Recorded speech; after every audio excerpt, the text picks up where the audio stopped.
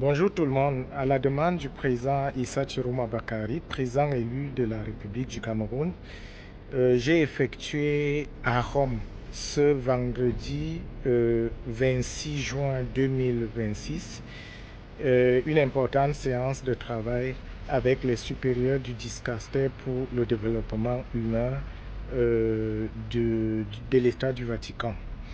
La réunion a duré environ 2 heures de temps parce que c'était la deuxième réunion. Le motif pour lequel nous n'avons pas filmé depuis le début, c'est parce que c'est une réunion diplomatique réservée. Mais étant donné que ceci est la dernière mission que je fais ici, en attendant que le pape décide de la suite à donner au dossier Cameroun, j'ai donc décidé, malgré la chaleur, malgré la température élevée, au terme de cette réunion, de vous adresser ce petit message. Ce matin, les autorités vaticanes, j'ai transmis les félicitations, les remerciements du président Issa Chiroma Bakari à sa sainteté le pape Léon XIV pour son implication directe dans la situation que vit le Cameroun en ce moment.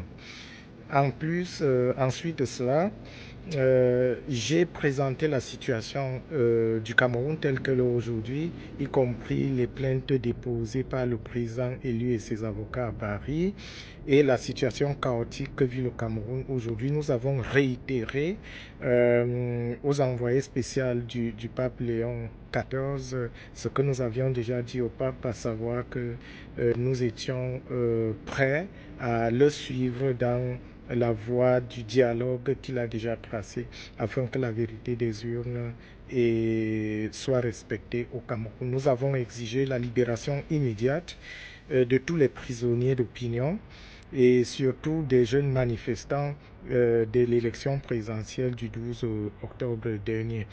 Donc, je quitte le Vatican aujourd'hui, en ce vendredi, avec le sentiment du devoir accompli.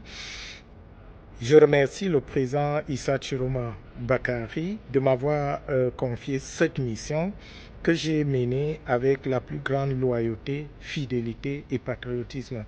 Donc je suis content de mettre un terme à la première partie en attendant que le pape lui-même décide de la suite à donner à ceci. Je remercie tous ceux qui nous ont soutenus.